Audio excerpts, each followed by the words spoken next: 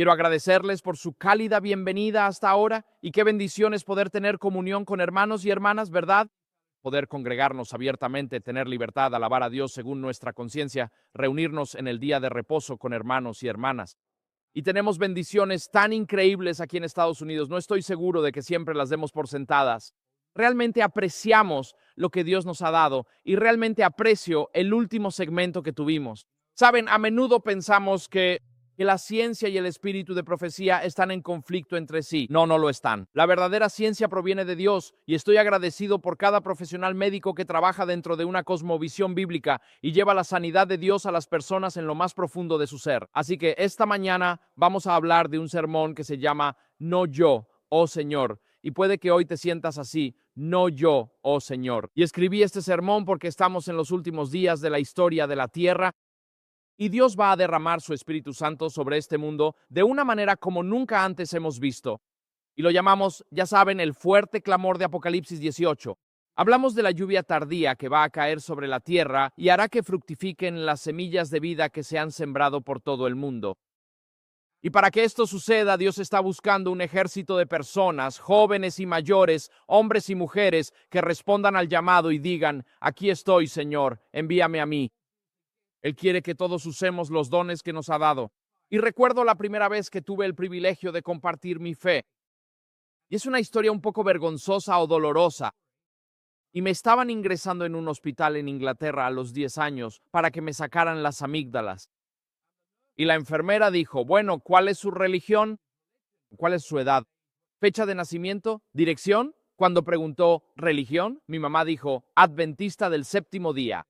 Y la enfermera dijo, oh, no he oído hablar de ellos. Así que mi madre, queriendo ser útil, dijo, oh, ¿recuerda a la pareja de misioneros en Sierra Leona que murió de malaria? ¿Salió en la BBC? Eran adventistas. La enfermera dijo, no he oído hablar de ellos. Mi mamá dijo, ¿conoces el hospital Loma Linda en California?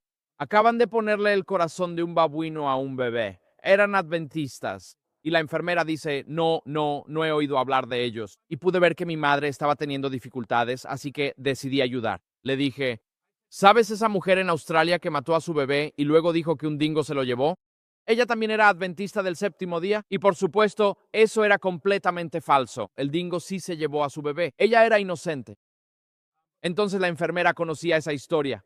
Dijo, ahora conozco a los adventistas. Mi madre me miró con algo distinto al amor puro en sus ojos. Supe que íbamos a hablar más tarde. Pero desde ese momento supe que estaba llamado a algo. Aún no estaba seguro a qué estaba llamado, pero sabía que Dios tenía un llamado para mi vida. Y si miramos atrás en nuestras vidas, muchos podemos señalar un momento en que nos dimos cuenta de que Dios tenía un propósito y un llamado para nosotros. Él nos había equipado para un papel específico en la viña del Señor. Y así, la persona más joven en la Biblia que fue llamada por Dios no fue Samuel, fue Jeremías. Él dice, antes de que nacieras te consagré, te nombré profeta para las naciones. Así que antes de que naciera ya había sido llamado por Dios. Y hoy vamos a ver quizá a la persona de mayor edad en la Biblia que fue llamada por Dios. Y es la historia del llamado de Moisés. Porque la historia de Moisés me resulta fascinante, no tanto por el hecho que durante los 40 años después de su llamado fue uno de los líderes más grandes de la historia humana, sino porque antes de que Moisés aceptara el llamado, tuvo 5 buenas objeciones.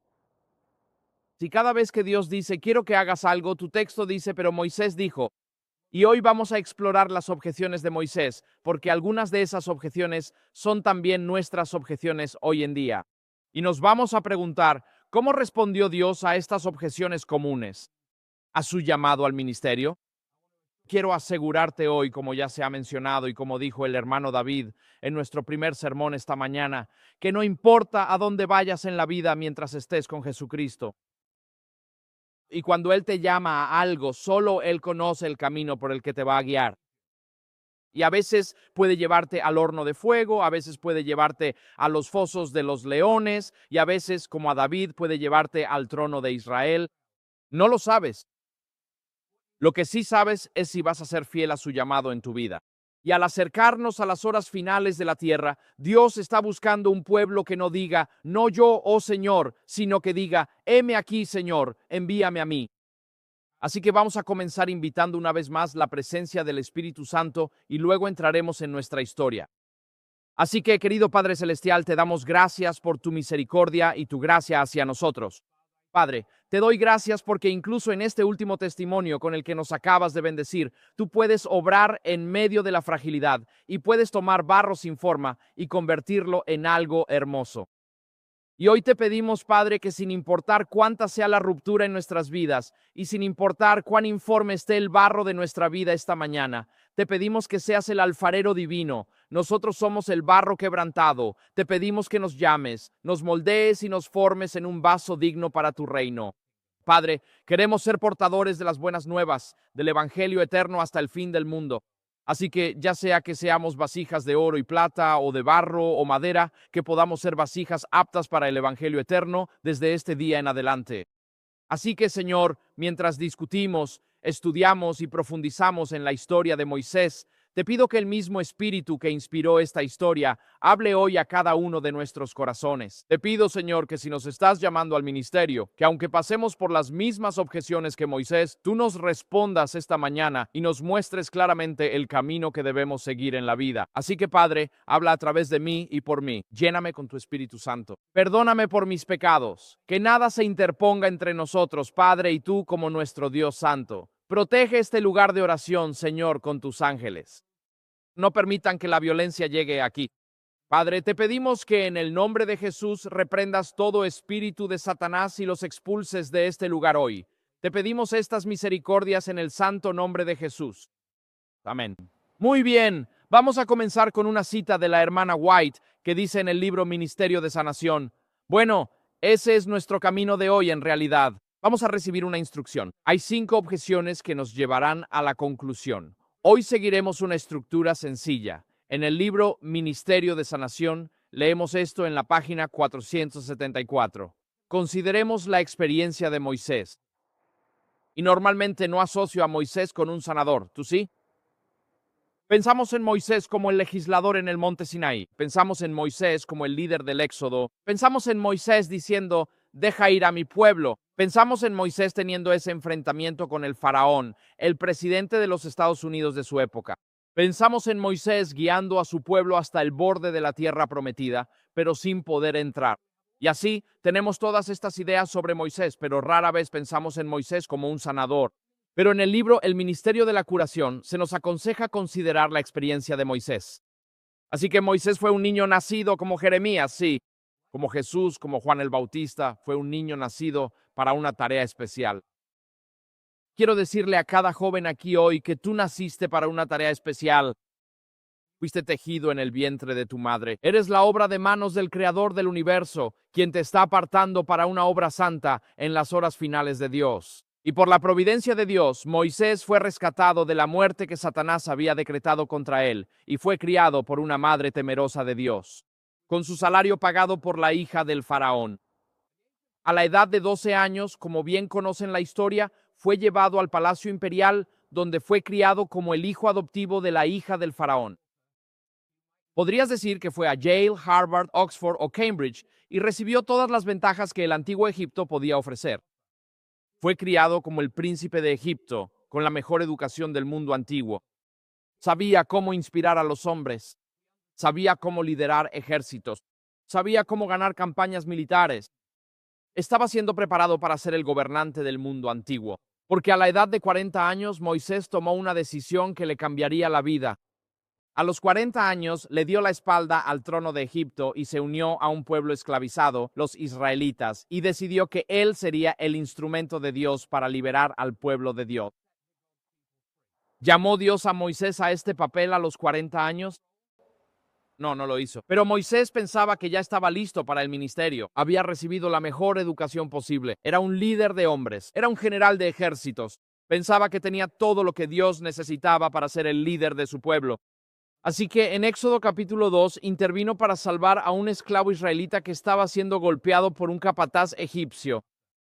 Y pensando que nadie más lo veía, Moisés mató al egipcio. Luego enterró el cuerpo en la arena, creyendo que así estaba encubriendo su crimen. Sin embargo, al día siguiente, cuando Moisés intervino para detener una pelea entre dos israelitas, el agresor le preguntó por qué se estaba metiendo. Y el agresor le dijo: ¿quién te ha puesto a ti como gobernante y juez sobre nosotros? Es decir, ¿quién te llamó a este ministerio, Moisés? ¿Quién te dio autoridad sobre nosotros?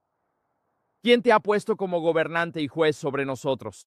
Moisés había imaginado que los israelitas se levantarían contra los opresores egipcios que bajo su liderazgo como general y comandante de hombres saldrían de Egipto por la fuerza de las armas. Naturalmente, él suponía que Dios iba a usar los dones que Moisés aportaba, es decir, sus habilidades como general militar. Muchos hombres desde Moisés han traído sus dones a Dios, asumiendo que eso es lo que Dios necesita de ese hombre. Muchos han pensado que tienen este don o aquella habilidad y que eso es lo que Dios necesita. Moisés trajo sus arcos y flechas, sus espadas y lanzas, esperando que fueran útiles para Dios. Pero Dios no tenía tal intención, porque Moisés todavía estaba demasiado lleno del espíritu de Egipto, ese de conducir a los hombres por la fuerza, el miedo y el dolor. No puedes conducir a los hombres a la fuerza, tienes que guiarlos.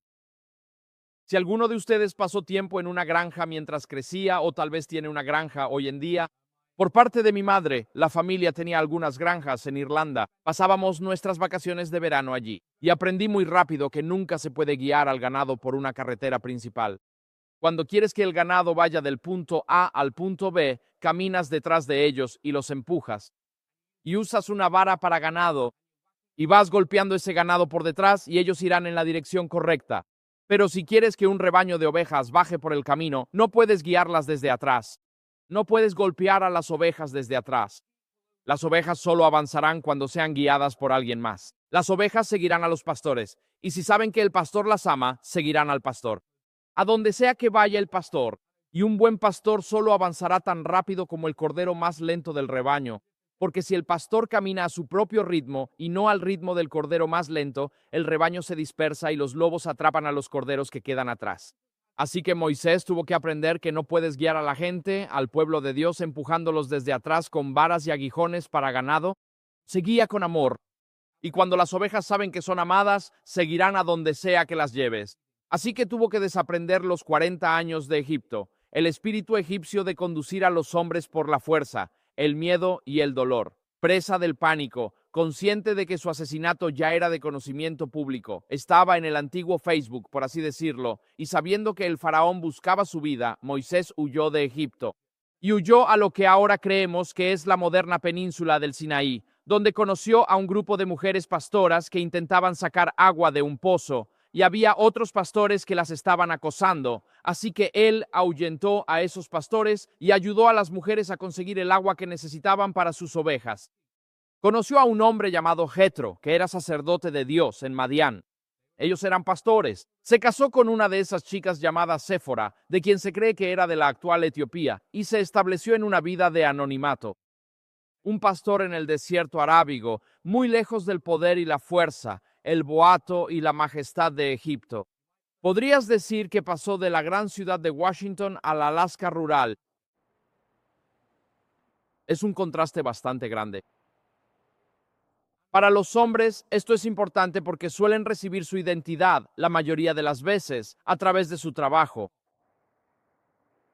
La identidad de los hombres está ligada a su carrera o profesión, ya seas artesano, abogado, ya seas pastor o mecánico automotriz. La identidad de los hombres está más ligada a su profesión que en el caso de las mujeres. La identidad femenina suele relacionarse con las relaciones significativas en su vida. Para los hombres, su trabajo a menudo define quiénes son, su sentido de sí mismos y su rol en la sociedad.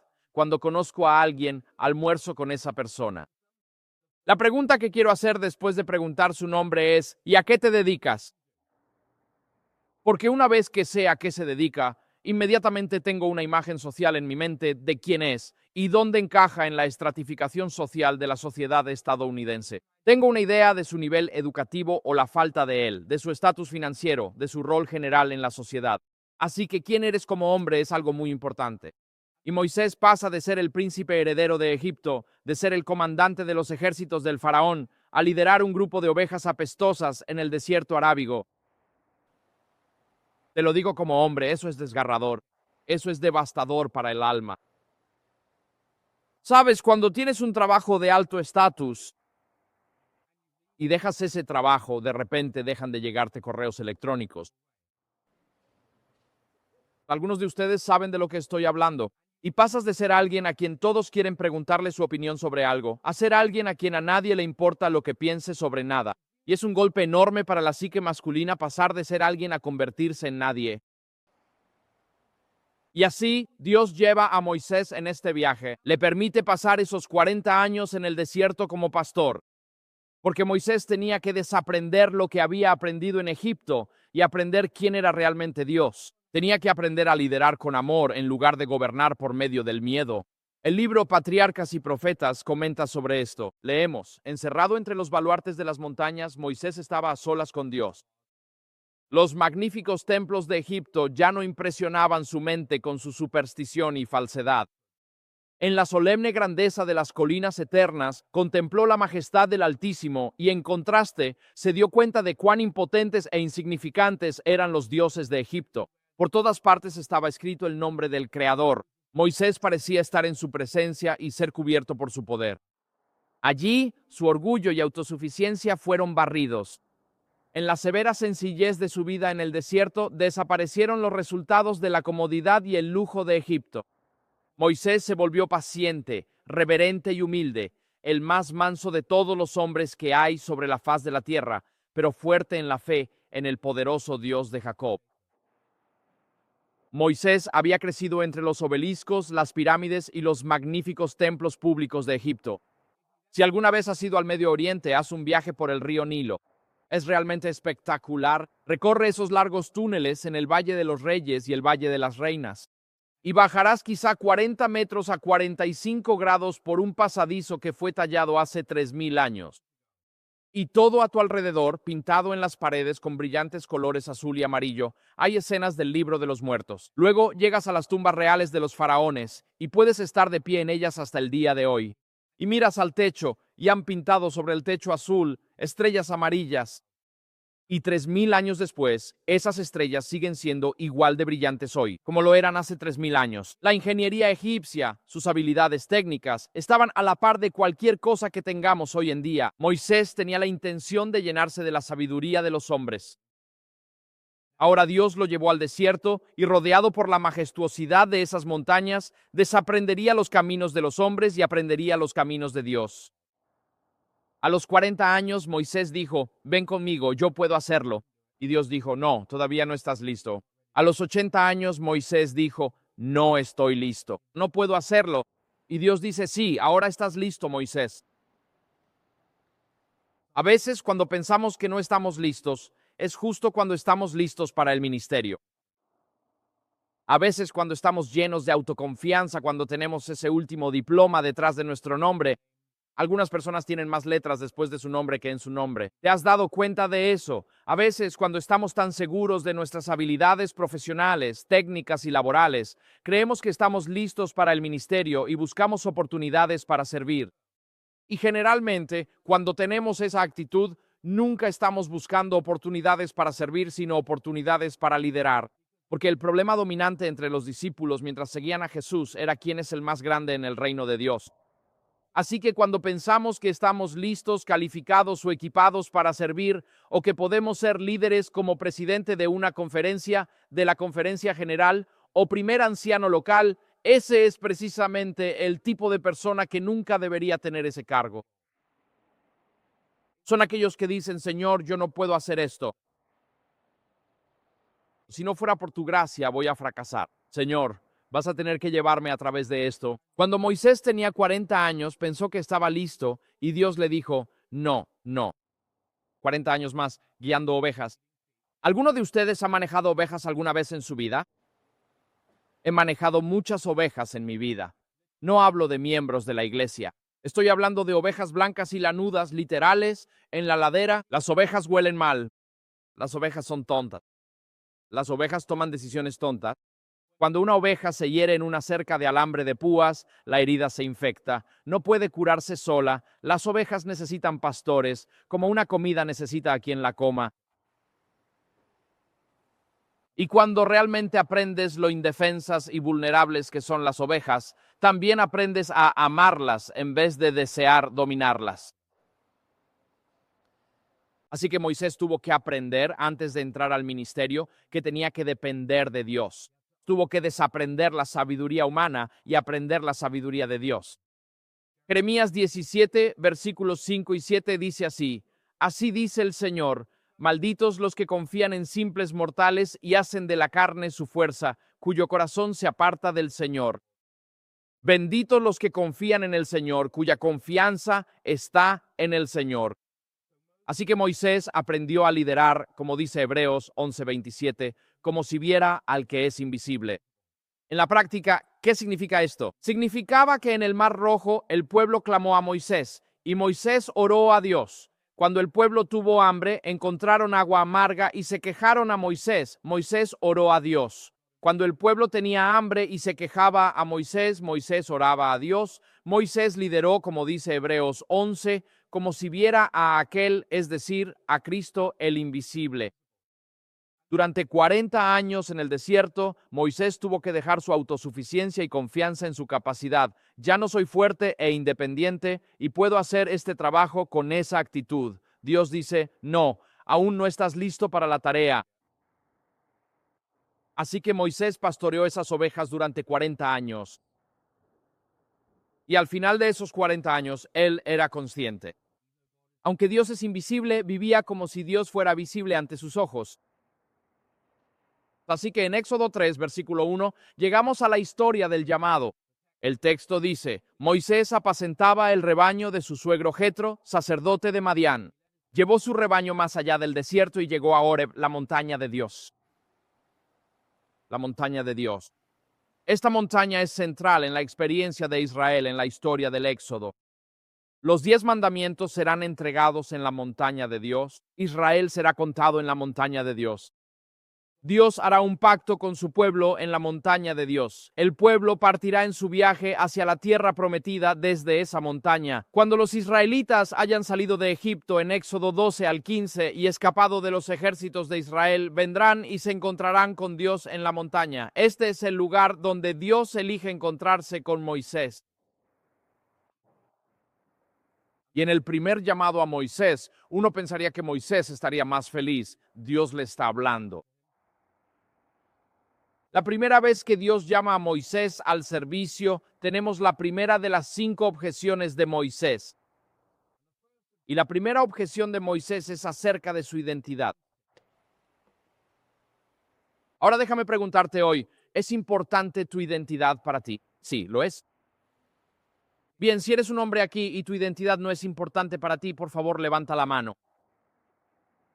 Muy bien, todas las manos permanecen abajo. Para los hombres, nuestra identidad es muy importante para nosotros. Define quiénes somos, define de dónde venimos, promete hacia dónde vamos en la vida. Nuestra identidad lo es todo, especialmente para los hombres. Y la primera objeción de Moisés al llamado de Dios tiene que ver con su identidad. Así que este es el texto aquí. Entonces Dios le dice a Moisés, ven, te enviaré al faraón para sacar a mi pueblo, los israelitas, de Egipto. Y así, en esa primera frase, tenemos a Dios y al faraón y al pueblo de Israel y al pueblo de Egipto. Dios le está dando un llamado que está pintado en el lienzo más amplio posible de la historia humana. Esto es como si Dios te diera un sueño esta noche y te dijera, te voy a llamar a la Casa Blanca para hablar con el presidente de los Estados Unidos sobre la lluvia tardía. ¿De acuerdo?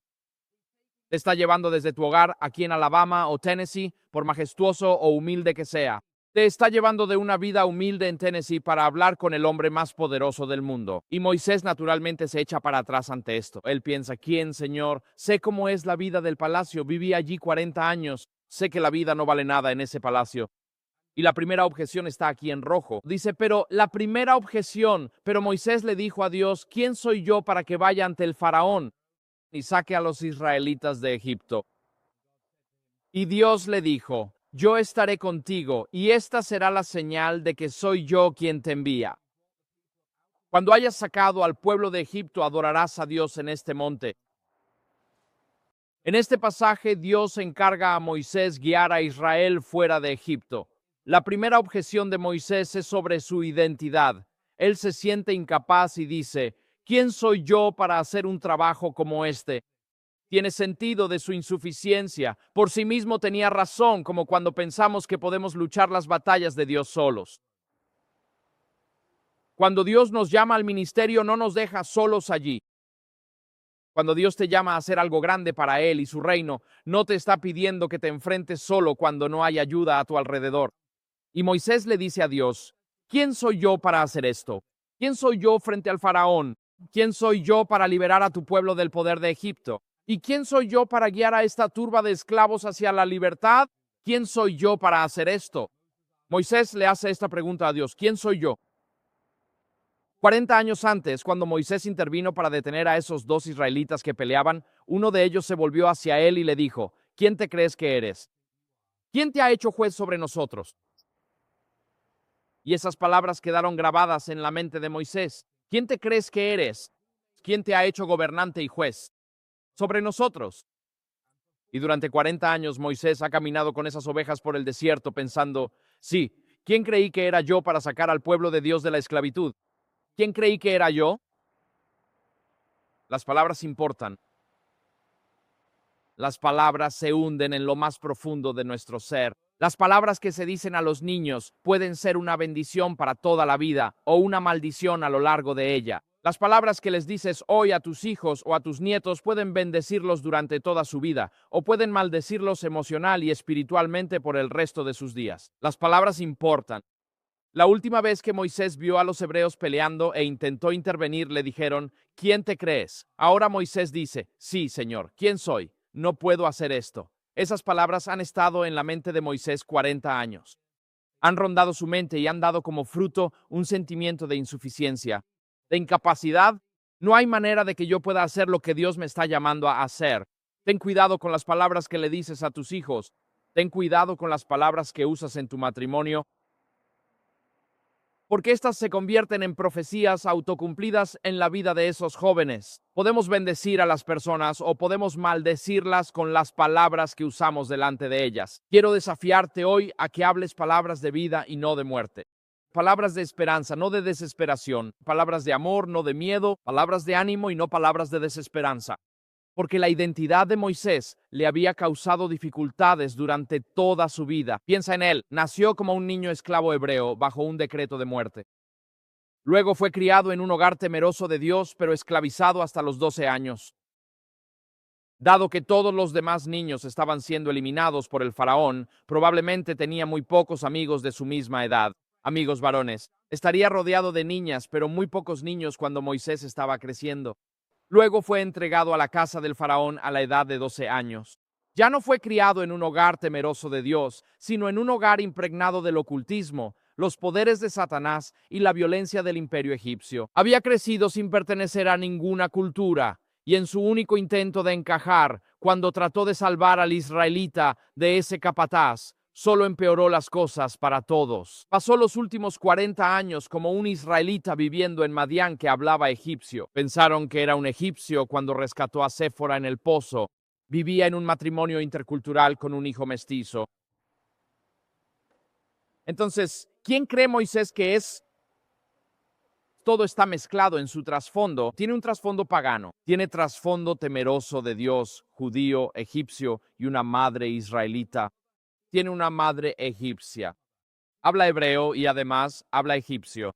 Conoce la adoración a Yahvé y conoce la adoración a Amón-Ra y a los dioses del panteón egipcio. Este tipo está tan confundido como cualquiera que puedas imaginar. Cuando rescató a su esposa dijeron, este es un egipcio que nos rescató, pero en realidad no es egipcio, es un israelita. Y tiene un hijo con su esposa etíope, y se olvida de circuncidarlo porque no está muy seguro de hacia dónde va a ir su vida espiritualmente. Si había un hombre confundido en el desierto, ese era Moisés. Tenía tantas identidades que no sabía dónde encajaba. Lo único para lo que servía era ser pastor en los desiertos de Arabia Saudita. Laboratorio mixto, culturas, idiomas, religiones y visiones mezcladas. Vivió en una choza de esclavos, vivió en un palacio, vivió en una tienda en el desierto, lideró hombres y fue perseguido por ellos, celebrado y casado. A sus ojos podría decir, ¿quién soy yo? Pero a los ojos de Dios, él era el candidato perfecto, porque Moisés entendía acerca de los dioses de Egipto y entendía acerca de Yahvé. Él podía hablar el idioma hebreo y podía hablar el idioma del faraón. Él entendía cómo liderar ejércitos. Él entendía cómo guiar a los hombres por el desierto. Él sabía lo que era depender de Dios. Él sabía lo que era liderar una multitud mixta porque su familia era una multitud mixta. Si había un hombre perfecto para el trabajo, ese era Moisés. Donde Moisés veía debilidad y quebranto en su pasado, Dios veía al candidato perfecto para este momento hoy en día. Dios conoce el pasado problemático de Moisés y también conoce tu pasado problemático. Él conoce profundamente el quebranto en mi pasado y en tu pasado. Y Dios dice, sí, conozco tu pasado, Moisés. Pero Dios le dice a Moisés, yo estaré contigo. Así que Dios cambia el enfoque hacia sí mismo. No importa quién seas, Moisés. No importa que seas un delincuente, que seas un asesino, que todo en tu pasado esté completamente revuelto. No importa que realmente no tengas un lugar al que llamar hogar, que nunca puedas regresar a la tierra donde naciste por miedo a ser arrestado por los egipcios o rechazado por tu familia. Yo sé estas cosas, dice Dios, pero yo estaré contigo. Y esa expresión ahí, estaré contigo, en hebreo es Ephie Imak, que es la primera vez en la Biblia que aparece el nombre personal de Dios. Pero esta es una construcción ligeramente diferente. Esto no es Yahvé, pero está basado en ese nombre, Yahvé para Dios. Y así, cuando Moisés dice, Dios, yo no puedo hacer esto. ¿Quién soy yo para hacer esto? Mira toda la ruptura en mi vida. Dios responde comprometiéndose a estar personalmente presente con Moisés y con todos los israelitas en su liberación de la esclavitud en Egipto. Y Dios le da a Moisés una señal. Moisés, cuando hayas sacado al pueblo de Israel de Egipto, vendrás y me adorarás en este monte. Eso será una señal para ti de que realmente estoy contigo. Fue Jesús quien se encontró con Moisés en esa zarza ardiente. Cuando Jesús creaba otro pueblo al final de Mateo 28, realizaba un nuevo éxodo de este mundo de pecado para que pudiéramos ser una nueva creación y caminar no solo hacia la tierra prometida, sino al cielo. Jesús prometió a sus discípulos en Mateo 28 la misma promesa que dio a Moisés en la zarza ardiente. He aquí, dice Jesús, yo estoy con ustedes todos los días hasta el fin del mundo. Así que puede que estés sentado aquí hoy pensando, ¿quién soy yo para hacer algo grande para Dios? Estoy en bancarrota. Soy adicto. Mi matrimonio está roto. Mi familia es un desastre. Por donde mire, solo veo quebranto y vergüenza. No quiero que nadie sepa nada de mi vida en detalle. Y Dios dice, sí, yo sé sobre eso hoy, en 2025. Y en vez de que te mires al espejo, te pido que mires hacia arriba y veas cuán grande soy yo. Y escucha la seguridad de que si te estoy llamando a algo, estaré contigo siempre hasta el fin del mundo. Lo que importa no es si lo estoy haciendo yo, lo que importa es si Dios está conmigo. Porque si Dios está a mi favor, ¿quién podrá estar en mi contra? Así que la primera objeción de Moisés es sobre su identidad. ¿Quién soy yo para hacer esto? La segunda objeción de Moisés tiene que ver con la autoridad. Y encontramos eso en el capítulo 3, versículos 13 al 15. Y el texto dice allí, pero Moisés le dijo a Dios, si voy a los israelitas y les digo, el Dios de sus antepasados me ha enviado a ustedes, y ellos me preguntan, ¿cuál es su nombre? ¿Qué les responderé? Entonces, ¿quién es el que me está enviando? Cuando los israelitas digan, sí, escuchamos lo que dices, Moisés, pero ¿quién te envía a hacer esto? ¿Quién dijiste que te llamó para sacarnos de la esclavitud? ¿Quién dijiste que nos guía contra el faraón? El equivalente a los Estados Unidos de su época. ¿Quién te está enviando, Moisés? Danos credenciales, pruebas de legitimidad. ¿Con qué autoridad estás guiando al pueblo de Israel? Y así Dios le dice a Moisés, yo soy el que soy. Eso es Yahvé en hebreo. Dios dijo, así dirás a los israelitas, yo soy, Yahvé, me ha enviado a ustedes. Dios también dijo a Moisés, así dirás a los israelitas, el Señor, Dios de sus antepasados, Dios de Abraham, el Dios de Isaac, el Dios de Jacob, me ha enviado a ustedes. Este es mi nombre para siempre y este es mi título para todas las generaciones. Así pues, Moisés ve un problema en esta objeción. Tras más de 400 años de esclavitud en Egipto, rodeados por los dioses caídos de Egipto, ¿conservarán los israelitas algún recuerdo significativo de Yahvé, Jehová, el Dios de Abraham, el Dios de Isaac y el Dios de Jacob? Moisés les va a recordar, bueno, ¿cómo se llamaba? Sí, Yahvé. Quizás incluso hayan olvidado cómo pronunciar el nombre de Dios. E incluso, si recuerdan a Dios, le van a hacer a Moisés la pregunta difícil. ¿Qué hay en el nombre de Dios que pueda ayudarnos en nuestras terribles circunstancias? Porque los nombres son ventanas al carácter de una persona. ¿Se han dado cuenta de que en Inglaterra, en los últimos 1000 años, no ha habido ningún rey llamado Rey Gaza o Rey Guasa? Mis disculpas a cualquiera aquí que se llame Guasa o Gaza, pero en Inglaterra ciertos nombres son de alguna manera nombres reales. Nombres como Edward, Charles o James son nombres reales. En la aristocracia de Inglaterra hay nombres como Archibald, Rupert y Henry. Y en los estratos más bajos de la sociedad hay nombres como Gatza, Watsa y Basa. Los nombres tienen significado. Puedes maldecir o bendecir a un niño por los nombres que le das.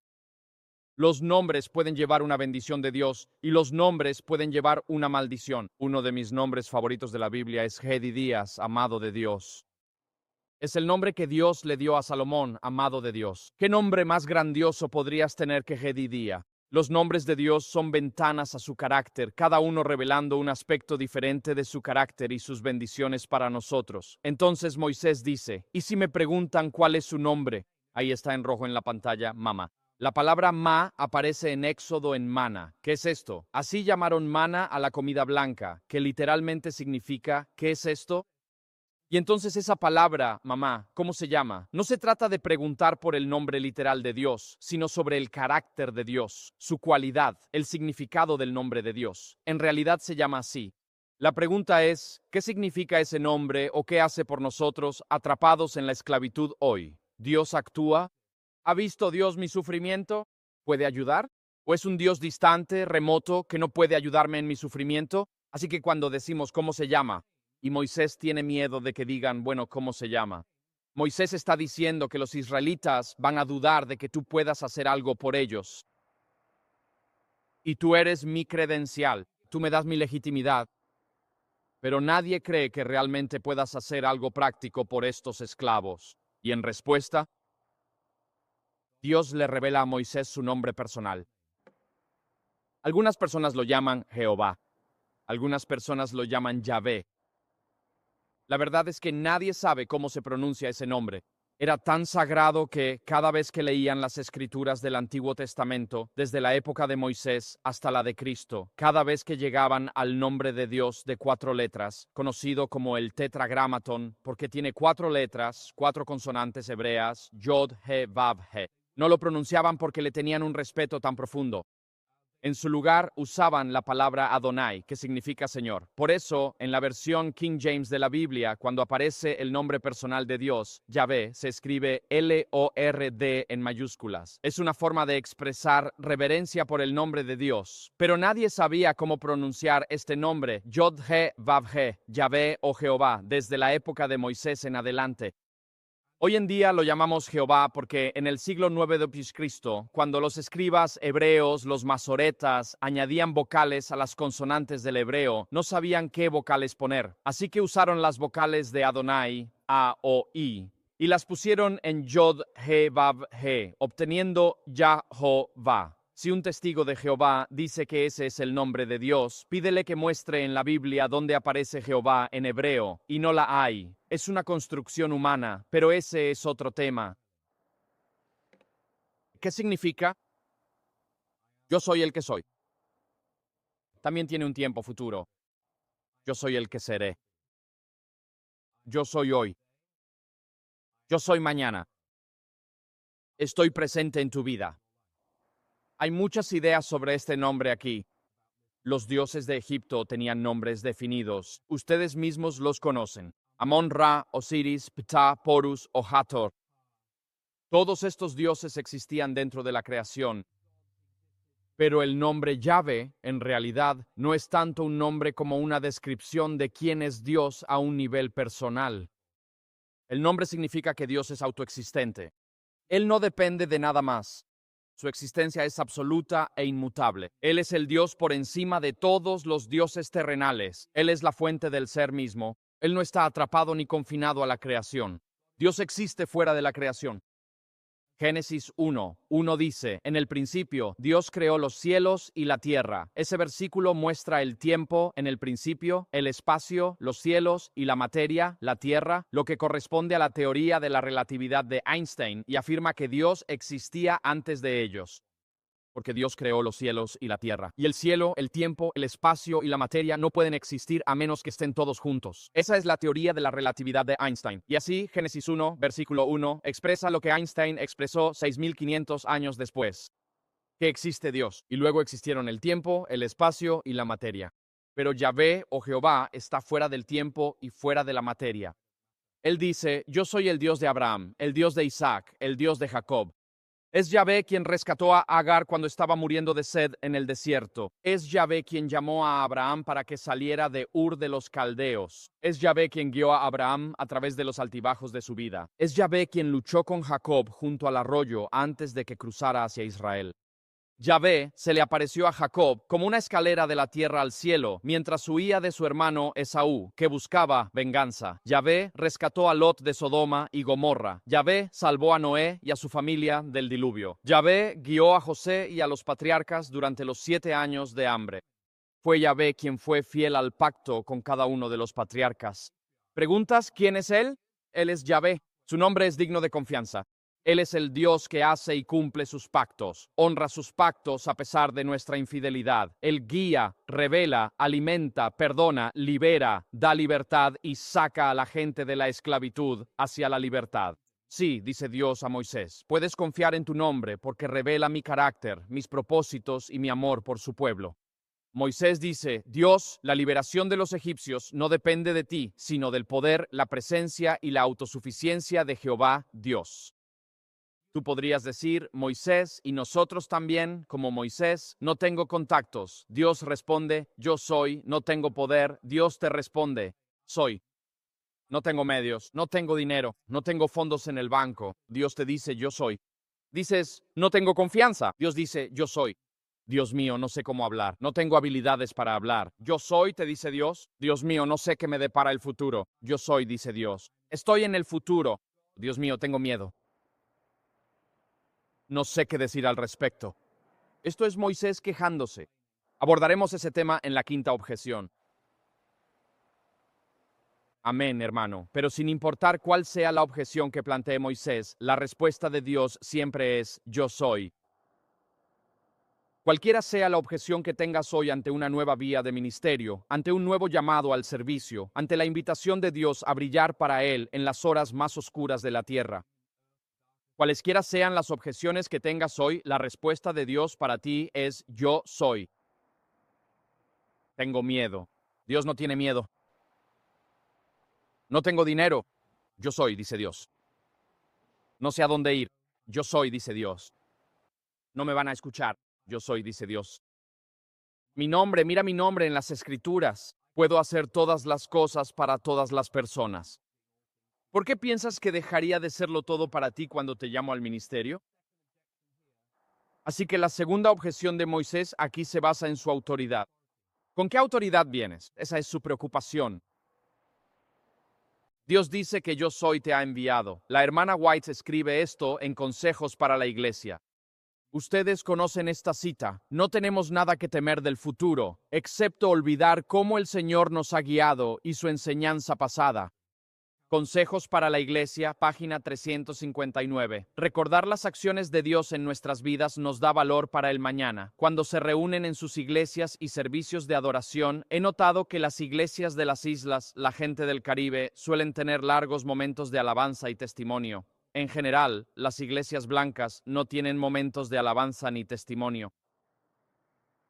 Si el enemigo del pastor pide oración, algunos levantan la mano tímidamente. Al preguntar quién quiere alabar a Dios, también se ven manos tímidas. Da testimonio de la bondad de Dios en la iglesia, porque generas fe, das valor y eliminas el miedo. en aquellos que pasan por las mismas pruebas. Entra en sus atrios con gratitud por su bondad y alabanza por quien es Jehová. Así que cuando otros luchan y dicen, ¿quién soy yo para ponerme de pie por ti? ¿Quién soy yo para dar paso en fe? ¿Quién soy yo para aceptar llamado ministerio? Cuando testificamos sobre lo que Dios ha hecho en nuestras vidas y recordamos que el Dios de Abraham, Isaac y Jacob los llama a esta nueva etapa de ministerio, les damos valor y fortalecemos a los de corazón débil. Damos seguridad de que, donde quiera que vayas, estaré contigo hasta el fin. Así llegamos a la tercera objeción de Moisés sobre la credibilidad.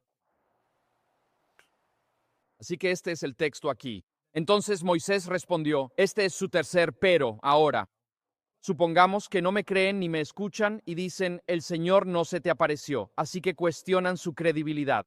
Moisés, ¿realmente Dios se te apareció en una zarza ardiente? Déjame hacerte la pregunta. Si la próxima semana hablas en tu iglesia o escuela y dices, el Señor se me apareció en una Ford 150 y quiere darte un mensaje. ¿Perdón, hermano? No, no estarías hablando. No, estarían llamando al 911 y poniéndote sedantes o algo así. Se necesita valor para decir, me encontré con Dios en una zarza ardiente que no se consumió, y Él me dijo que estoy aquí para liberarlos. Moisés está preocupado por su credibilidad, como si la gente pensara que está loco. ¿Olvidaste tomar medicinas, Moisés? Pero el Señor le respondió, ¿qué tienes en la mano? Moisés dijo, un bastón. Dios dijo, tíralo al suelo. Arrojó el bastón al suelo y se convirtió en serpiente. Moisés retrocedió. El Señor dijo, extiende tu mano y agárrala por la cola. Moisés la tomó y volvió a ser bastón. En su mano, y para que creas que yo, el Señor, Dios de sus antepasados, Dios de Abraham, Isaac y Jacob, me he aparecido a ti. El texto sigue. En este tercer llamado, el Señor le dijo, mete tu mano en tu manto. Él la metió y al sacarla estaba leprosa, blanca como la nieve. Dios dijo, vuelve a meter tu mano. Así que la metió de nuevo y al sacarla estaba restaurada como el resto de su cuerpo. Si no te creen ni prestan atención a la primera señal, esto era Dios hablando a Moisés. Tal vez crean la segunda. Si no creen estas dos señales ni te hacen caso, tomarás agua del Nilo y la derramarás sobre la tierra seca, y el agua del Nilo se convertirá en sangre sobre la tierra seca. Así que la objeción de Moisés a Dios es esta. No me van a creer, Dios. Soy un tipo que viene de pasar 40 años en el desierto.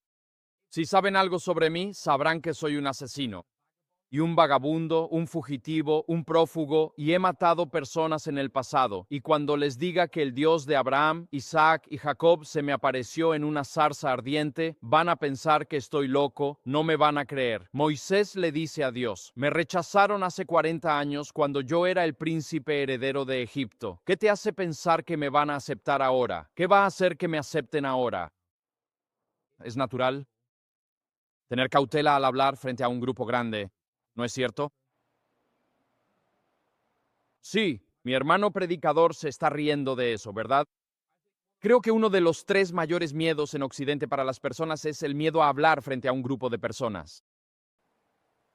No estoy seguro de cuáles son los otros dos miedos, tal vez las alturas, los tiburones o algo así, no lo sé, o la oscuridad. Pero uno de los tres mayores miedos en Occidente es hablar frente a un grupo grande de personas. Moisés no era diferente a nosotros hoy. Pararse frente a un grupo grande de personas significa que todos te miran, te evalúan y te juzgan. Puede que te vaya bien o mal en el púlpito. Podemos ser adventistas y vegetarianos, pero a menudo comemos carne del predicador en el almuerzo comunitario. Se necesita valor para pararse frente a una multitud. Moisés está preocupado por su credibilidad y Dios le da tres señales. Dios le dice, tienes razón.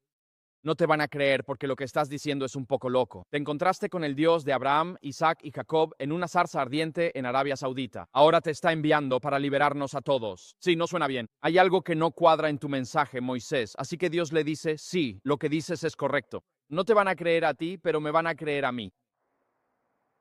Y Dios le da a Moisés tres señales. La primera es que le dice, toma tu vara y arrójala al suelo, y se convertirá en una serpiente. Y Moisés toma su vara de madera, la arroja al suelo y se convierte en una serpiente. Luego Dios le dice a Moisés, ahora recoge esa serpiente por la cola. Y Moisés lo hace, y esa serpiente vuelve a convertirse en una vara de madera en las manos de Moisés. Esa vara más tarde se convertiría en un símbolo del poder de Dios en las manos de Moisés y de Aarón en Éxodo 7 y 8. Moisés estaba recordando, Dios le estaba recordando a Moisés que él es el creador. Y si Dios puede crear una serpiente a partir de una vara de madera y convertir esa vara de madera en una serpiente y viceversa, entonces Dios puede realizar cualquier milagro hoy en día. El milagro del personal. Le indica a Moisés que el creador del universo está con él. Entonces Dios le dice a Moisés, mete la mano en tu cartera o en tu ropa. Así lo hace Moisés, se la arranca y contrae lepra. Lepra. ¿Alguno de ustedes ha visto a alguien con lepra en las manos? La lepra es una enfermedad temible. En esa época era una sentencia de muerte. Dedos, pies y nariz se pudrían y caían lentamente. Era una sentencia de muerte en vida. Si Dios puede obrar con una mano enferma, ¿cuánto más podrá hacer con una mano sana? Puede que hoy estés sentado aquí, quizás preocupado por un diagnóstico de cáncer o por una diabetes tipo 2 que está fuera de control, sea lo que sea. Dios puede hacer tanto a través de una mano enferma como de una mano sana. Es porque Dios está obrando a través de esa mano. Nadie debería sentarse hoy y decir, Señor, estoy limitado por mis debilidades humanas. Tengo diabetes tipo 1. Dependo de mis inyecciones diarias de insulina. No hay mucho que pueda hacer por ti, Dios. Señor, estoy sufriendo de depresión. Envía a otra persona. Yo tuve una batalla con la depresión una vez. Duró 2 años terribles. No es agradable. Es horrible, pero puedo testificar que Dios sigue obrando a través de ti en medio de tu depresión. Y Dios puede darte la victoria sobre estos males, así como me dio la victoria a mí también. Dios puede obrar a través del enfermo tanto como puede obrar a través de la mano sana. Tu fuerza física, tus habilidades físicas, tu falta de capacidad física no son una objeción para que Dios te llame al ministerio hoy. Donde ves una mano enferma o leprosa, podrías decir, si tienes una mano leprosa, si eso significa que tienes una enfermedad mortal, tal vez tengas cáncer tipo 3 o avanzas a cáncer etapa 4. Podrías decir, Señor, no hay nada que pueda hacer por ti, solo espero hasta que la parca toque a mi puerta. El mensaje para ti hoy es que Dios aún puede obrar en ti y todavía tiene un llamado para tu vida. No necesita una mano perfectamente sana. Él puede obrar a través de una mano enferma, como mostró a Moisés en esta historia. Luego, la historia del agua del Nilo. Los egipcios adoraban el Nilo como fuente de vida y fortaleza económica. El Nilo representaba para ellos vida y muerte. Y al convertir el Nilo en sangre, Dios estaba afirmando a Moisés y a nosotros hoy que solo Dios tiene autoridad sobre la vida y la muerte. Dios no desestimó las excusas de Moisés. Él dijo, voy a equiparte para que superes todas tus debilidades humanas. Así que Moisés fue invitado a no confiar en su propia fuerza ni en sus propias habilidades. Fue invitado a levantar la vista de sus propias debilidades e imperfecciones y a poner sus ojos en Jesús. En 1 Timoteo, capítulo 4, versículos 12 al 14, Pablo escribe a su joven protegido, Timoteo, quien estaba preocupado porque decía, soy joven, nadie me escuchará en la iglesia. Cualquiera de ustedes, jóvenes aquí hoy, piensa, soy joven, no puedo enseñar una lección de escuela sabática. No puedo dirigir estudios bíblicos, no puedo predicar. Predicar fluye con la experiencia. Y Dios habla a través de Pablo a Timoteo y le dice, que nadie menosprecie tu juventud. Así que, jóvenes aquí hoy, escuchen, que nadie menosprecie su juventud, sino sean ejemplo para los creyentes en palabra, conducta, amor, fe y pureza. Hasta que yo llegue, dice Pablo, dedícate a la lectura pública de las Escrituras, a la exhortación y a la enseñanza. No descuides el don que hay en ti, que te fue dado mediante profecía con la imposición de manos del Consejo de Ancianos. Y así, para nosotros hoy, que somos como Moisés, nos preocupa nuestra credibilidad. Y Señor, ellos no me van a escuchar. El apóstol Pablo, no olvides que cuando los ancianos impusieron sus manos sobre ti, recibiste la unción del Espíritu Santo. Y Dios te dio su presencia. Y Dios te dio algunos dones para el ministerio. Te dio el don de predicar, de enseñar, de exhortar o de la oración intercesora. El don de ser apóstol, el don de liderazgo, el don de servicio. Puede que pienses que eres joven hoy y digas que el ministerio no es para ti. Necesito tener más de 50 años y canas. Dios llamó a Samuel a los 3 años, llamó a Jeremías cuando estaba en el vientre. Juan el Bautista respondió al Espíritu Santo cuando su madre tenía 6 meses de embarazo y él seguía en el vientre.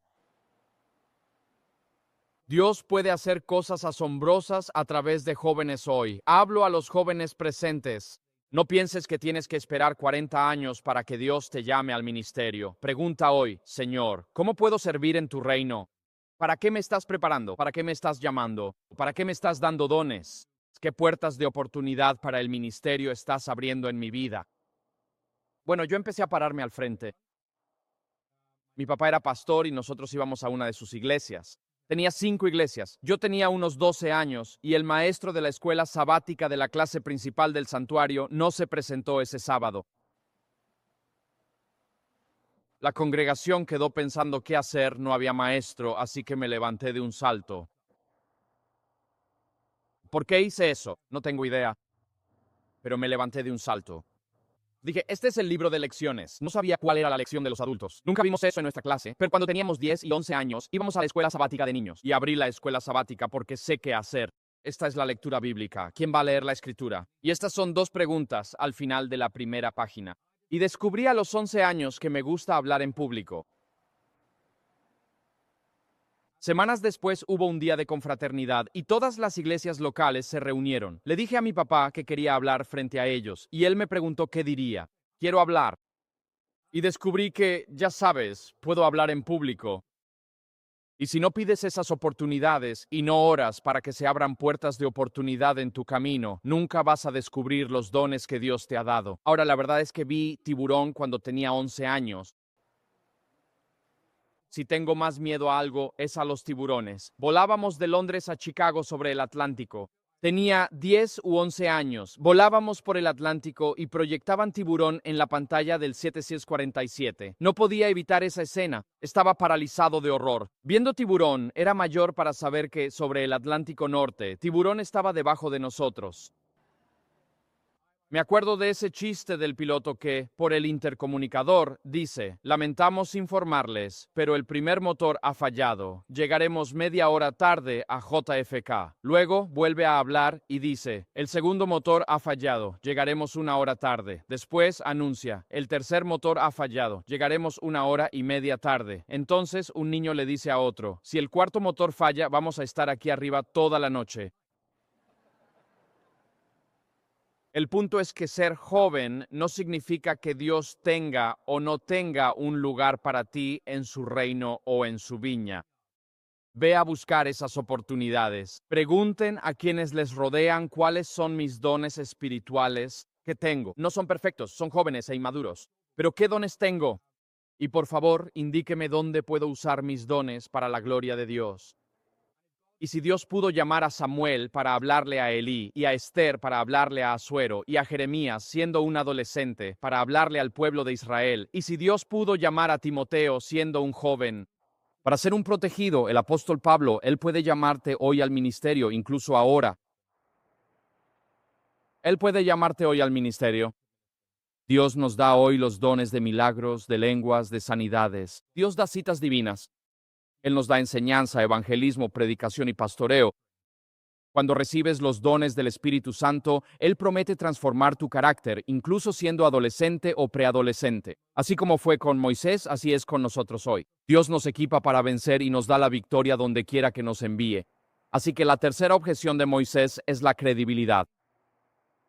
Y Dios dice: no, voy a hacer cosas a través de ti que harán que todos vean que yo estoy obrando por medio de ti. Yo te he llamado a este ministerio. La cuarta objeción es su capacidad. Y Moisés dice en los versículos 10 al 12, aquí está el cuarto pero. Pero Moisés dijo al Señor: oh mi Señor, nunca he sido elocuente, ni en el pasado ni siquiera ahora que has hablado a tu siervo. Soy torpe de palabra y lengua. El Señor le dijo: ¿quién da la palabra al ser humano? ¿Quién los hace mudos o sordos, videntes o ciegos? ¿No soy yo el Señor? Ahora ve, y yo estaré en tu boca y te enseñaré lo que has de decir. Así que hasta ahora en esta historia, Dios ya le ha dicho a Moisés a dónde debe ir, a quién debe hablar, lo que debe decir, y le ha prometido a Moisés que estará con él donde quiera que vaya. Y Moisés sigue lleno de objeciones. Señor, no puedo hablar. No soy buen orador en público. Me aterra ponerme de pie frente a una multitud. Mi mayor miedo frente a una multitud es si la cremallera está subida o bajada.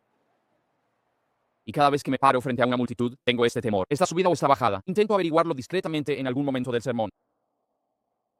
Pero Moisés está aterrorizado de hablar en público, pero Moisés ya ha puesto sus excusas. No soy lo suficientemente buen orador. Sabemos que más adelante en su vida, a lo largo de la historia del Éxodo y el libro de Deuteronomio, Moisés fue en realidad un orador público excelente, pero era un hombre humilde. Era consciente de lo que él consideraba sus debilidades. Quizás después de 40 años cuidando esas ovejas, estaba experimentando lo que muchos sienten hoy en día. Estaba teniendo una crisis de confianza. En realidad era un muy buen orador en público. Simplemente estaba atravesando una crisis de la mediana edad o una crisis de confianza. Y tenía 80 años de edad. Seguramente si Dios quería que fuera un gran líder de hombres y mujeres, lo habría llamado al ministerio antes de los 80 años. El profeta Daniel recibió su primera visión en Daniel 7 cuando tenía más de 70 años. Moisés es llamado por Dios para ser el más grande líder de la historia humana cuando tiene 80 años de edad. Mientras antes hablaba a los jóvenes, ahora me dirijo a quienes tienen canas y se parecen a mí. El capítulo más grande de tu vida para el reino de Dios puede llegar a los 80 años, no a los 20, 30 o 40. Dios puede hacer florecer tu vida, tus dones espirituales y tu ministerio, una gloriosa manifestación de su bondad y de lo que puede hacer con un ser humano santificado, no a los 20, sino a los 70 u 80. No pienses que por tener 60, 70, 80 o incluso 90 años, ya estás fuera del propósito de Dios. Si Dios llamó a Moisés a los 80, puede llamarte a ti también a esa edad. Jeremías se quejaba de no tener buenas habilidades para hablar en público. Pablo escribió en 2 Corintios 10 que tenía terribles habilidades para hablar en público. Estos hombres no fueron los primeros ni serán los últimos en evitarlo. La respuesta de Dios a Moisés fue impactante. Yo soy tu creador. Si puedo crear tu cuerpo en general y tu lengua en particular, no pienses que no puedo darte palabras para hablar. Dios obra a través de personas imperfectas, agrietadas y rotas. No hay ningún predicador de justicia perfecto, ni anciano, diaconisa, maestro de escuela sabática o líder de ministerios públicos perfecto. No hay evangelista público perfecto. Dios obró por Rahab, una prostituta, y por Jefté, un bandido y forajido. Obró a través de Sansón, mujeriego y playboy, y de Tomás, cuyo corazón estaba lleno de dudas. Obró con Pablo, yihadista que mataba cristianos. Obró a través de Mateo, recaudador de impuestos, agente del IRS y traidor al pueblo de Dios. Obró a través de Esther, huérfana en tierra extranjera. Obró a través de Jacob, engañador. Obró a través de Samuel, un niño pequeño. Obró a través de José, que era un niño esclavo. Dios obró en un endemoniado, un leproso, un burro y una ballena. Si pudo hacerlo en ellos, puede hacerlo en nosotros hoy. Él puede obrar a través de mí y puede obrar a través de ti hoy. Jesús repite la misma promesa que le dio a Moisés aquí. Él pronuncia la misma promesa en Marcos 13. Jesús dice esto: cuando los lleven a juicio y los entreguen, no se preocupen de antemano por lo que van a decir, sino digan lo que se les dé en ese momento, porque no son ustedes los que hablan, sino ¿quién? El Espíritu Santo. ¿Tienes miedo de hablar en público? ¿Tienes miedo de una audiencia hostil? Lo sé, dice Jesús. Yo he estado ahí. He estado en juicio ante una audiencia hostil. He estado frente a testigos mentirosos. He estado frente a falsas acusaciones. He escuchado en silencio mientras mentían sobre mí y difamaban mi carácter, mientras me asesinaban en la esfera pública. Lo sé, dice Jesús, yo he estado ahí y tengo la camiseta. Te lo prometo, porque yo he recorrido ese camino antes que tú. Cuando me sigas por ese camino y hables ante una audiencia hostil, te daré palabras de lo alto. No te pido que hables, solo que te pongas ahí de pie y abras la boca. Confía en mí, en ese momento hablaré a través de ti. Déjenme decirles como predicador, y quienes son predicadores aquí lo saben, que a veces al predicar escuchan su propio sermón. Tienes tu sermón listo para predicar A, B y C, pero terminas predicando F, G y H. ¿Y cómo sucede eso? Estás ahí de pie predicando y estás escuchando al Espíritu Santo guiando El sermón va en esa dirección y te preguntas, como si estuvieras desconectado, ¿cuándo volveremos al tema de hoy? Entonces te das cuenta de que es el Espíritu Santo quien ha tomado el control en este momento. Dios no te pide que vengas perfectamente preparado como un abogado de la Corte Suprema. Él solo te pide que te pongas de pie y estés dispuesto a testificar. Y dice que se te darán palabras desde lo alto. El mártir más famoso del Nuevo Testamento tal vez no fue Esteban, sino Antipas. Apocalipsis capítulo 2, la iglesia de Esmirna, durante 10 años de persecución, del año 85 al 95 después de Cristo.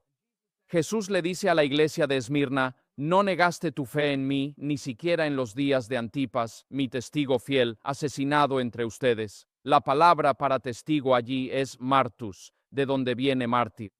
Y pensamos que un mártir es alguien que muere por su fe. No, un mártir es alguien que vive por su fe y está dispuesto a testificar por su fe hasta el punto de la muerte si es necesario. Estamos llamados a ser testigos de la resurrección de Jesucristo, lo que significa que no morimos por Jesús, vivimos para Jesús hoy, seguros de que Él hablará a través de nosotros. Nuestra última objeción, y el tiempo se nos está acabando aquí, me han dicho que debo ir cerrando ya, es que Moisés finalmente dice, y aquí está el meollo del asunto, oh Señor, por favor, te pido que envíes a otra persona en mi lugar, si es posible, por favor. Has hablado sobre su identidad, su autoridad, su credibilidad, y ahora llega al corazón del asunto. Señor, ya me quedé sin excusas. Simplemente envía a otra persona. Quiero leer sobre Martín Lutero. No quiero ser Martín Lutero. Quiero leer sobre Esteban. No quiero ser Esteban. Quiero leer sobre el apóstol Pablo. No quiero ser el apóstol Pablo. Cualquiera, Señor, menos yo. Moisés llega al fondo del problema, que es el problema del corazón humano. Simplemente no quiere ir. Envía a otra persona. Sí, Señor, creo en ti, pero no me pidas que sacrifique ninguna comodidad, ni a mi familia, mi carrera o mi hogar por ti hoy. No me pidas, Señor, que actúe con fe. No me pidas que arriesgue mi reputación. No me pidas que ponga en peligro mis finanzas, mi jubilación, mi carrera, mi licencia profesional, mi buena reputación pública o mi jubilación por tu causa. No me pidas que me mantenga firme por ti cuando otros se acobardan de miedo. No me pidas que llame al pecado por su verdadero nombre.